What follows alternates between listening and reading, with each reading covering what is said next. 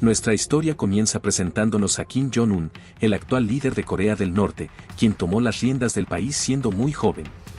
Desde su infancia, ya se le otorgó un uniforme y fue nombrado comandante general. A los 28 años, tras la muerte de su padre, se convirtió en el jefe de Estado más joven del mundo. Su camino al poder estuvo marcado por la violencia, ya que a los 30 años asesinó a su tío, a quien la agencia de noticias norcoreana calificó de despreciable escoria humana, peor que un perro. Una figura curiosa en su círculo cercano fue el exjugador de baloncesto Dennis Rodman, quien quedó perplejo ante el gran poder que tenía este joven líder. Lamentablemente, la violencia familiar no terminó ahí. A los 34 años, su medio hermano fue asesinado en circunstancias misteriosas en el aeropuerto de Kuala Lumpur. Además de consolidar su poder internamente, Kim Jong-un desarrolló armas nucleares con capacidad de alcanzar los Estados Unidos, lo que lo llevó a ser apodado el hombre cohete por Donald Trump. Para comprender verdaderamente a Kim Jong-un y predecir sus acciones, es crucial entender el contexto de su padre y su abuelo. Es una historia de solo 3 hombres, de la misma familia, que han gobernado este país y se han enfrentado al mundo. Esta familia ha sido descrita como inteligente, despiadada y firme en su objetivo principal, preservar la dinastía Kim y mantener el régimen poderoso. El liderazgo, en este contexto, se basa en la capacidad del líder para conectar con sus seguidores, responder a su necesidad de rescate y, fundamentalmente, asegurar la lealtad absoluta del pueblo. Esto implicó la eliminación de cualquier persona relacionada con disidentes, la oposición o la rebelión para garantizar la pureza del pueblo. Para adentrarnos en la extraña psicología de Corea del Norte, debemos retroceder a sus inicios con Kim Il-sung, el abuelo de Kim Jong-un. Harold Post, un psiquiatra que analizó a dictadores mundiales para el gobierno de Estados Unidos, lo describe como no solo un líder carismático, sino también el líder de un pueblo herido que deseaba ser gobernado de forma heroica. Kim Il-sung tenía credenciales como guerrillero, era un hombre duro y preparado que había sufrido mucho por amor a su patria, habiendo incluso estado en prisión. Su lucha comenzó en los gélidos bosques del este de Asia, donde peleó contra el ejército japonés que invadió brutalmente Corea, humillando y deshumanizando a los coreanos. El año 1945 marcó un punto de inflexión con el lanzamiento de las bombas nucleares sobre Japón por parte de Estados Unidos, lo que llevó al colapso del imperio japonés. Tras la Segunda Guerra Mundial, la Unión Soviética y los Estados Unidos se repartieron el territorio coreano, dividiendo el país por la mitad a lo largo del paralelo 38. Fue Stalin quien eligió al joven Kim Il-sung para dirigir el norte comunista, convirtiéndolo inicialmente en una marioneta de la Unión Soviética. A pesar de las dudas iniciales de los coreanos sobre su idoneidad como líder, Kim Il-sung supo cautivar a la gente con un discurso elocuente y sus ideas de independencia. Él creía que debía gobernar toda la península coreana, y la división en el paralelo 38 era para él una gran herida, como si una parte de su cuerpo hubiera sido amputada. Veía a los estadounidenses como un imperio maligno que se entrometía en tierras coreanas. El primer gran movimiento de Kim como líder fue audaz.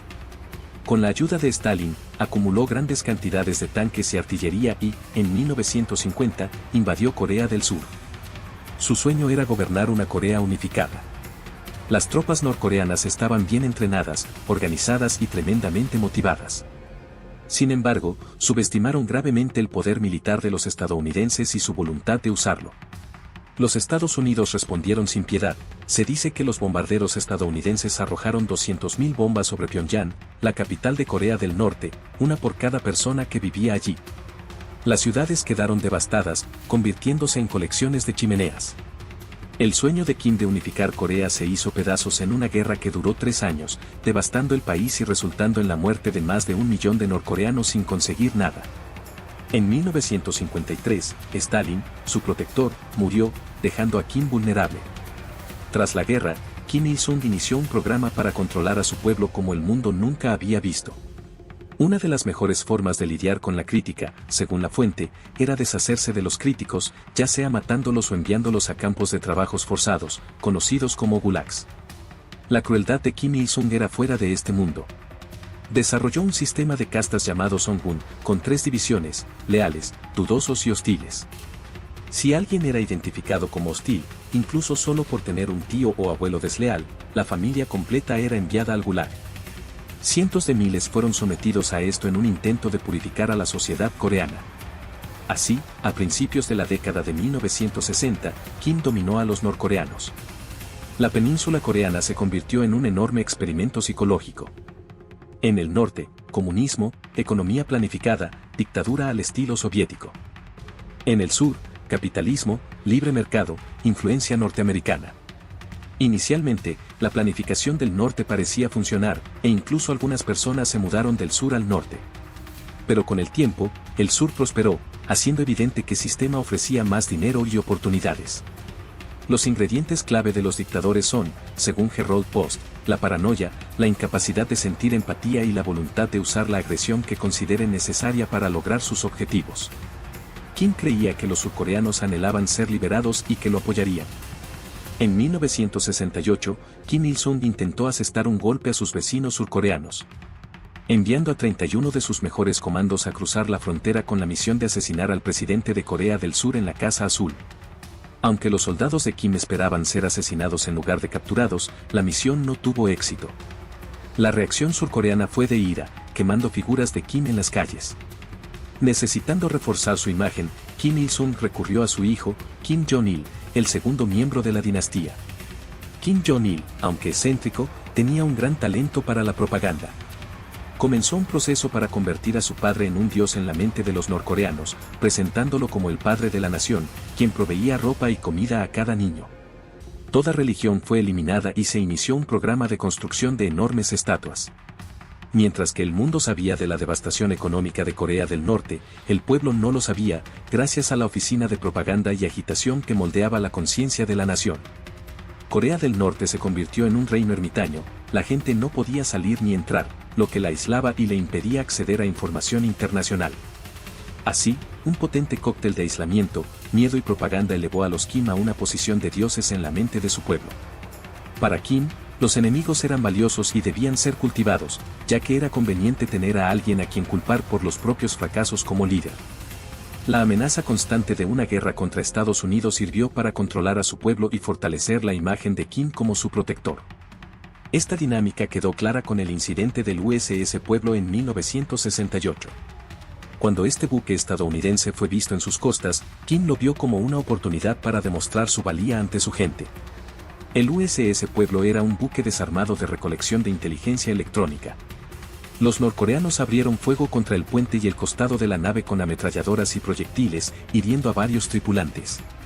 Kim capturó el buque de la Armada de los Estados Unidos, tomando como prisioneros a 82 estadounidenses. El presidente de Estados Unidos, Lyndon B. Johnson, se enfrentó a una crisis que comparó con la crisis de los misiles en Cuba. Había una gran preocupación de que una respuesta militar pudiera desencadenar otra guerra a gran escala, especialmente porque Estados Unidos ya estaba inmerso en la muy seria guerra de Vietnam. Los prisioneros esperaban un contraataque que nunca llegó. Kim Il-sung utilizó la captura del pueblo como un triunfo propagandístico. Los estadounidenses capturados fueron obligados a confesar ante las cámaras que habían estado en aguas coreanas y a firmar una disculpa redactada por los norcoreanos. El gobierno de Estados Unidos firmó esta declaración de disculpa para evitar otra guerra. Finalmente, los prisioneros fueron liberados en Panmunjom 11 meses después. Hoy en día, el USS Pueblo permanece en aguas de Corea del Norte como un trofeo para los Kim, sirviendo como evidencia de que el primer Kim no estaba equivocado. Curiosamente, Kim Jong-un hoy en día es muy estratégico sobre lo que viste, a menudo llevando ropa idéntica al atuendo de su abuelo. Esta es su forma de aferrarse al legado de su abuelo para legitimar su papel como líder. A finales de los años 60, el pueblo norcoreano había desarrollado un gusto por la política riesgosa contra Estados Unidos. Pero la década de los 70 trajo cambios importantes en la escena mundial. El presidente Nixon viajó a China para reunirse con Mao y a la Unión Soviética para hacer tratos con Brezhnev. Estas fueron malas noticias para Kim Il-sung, quien confiaba en sus compañeros comunistas para respaldar sus batallas contra Estados Unidos.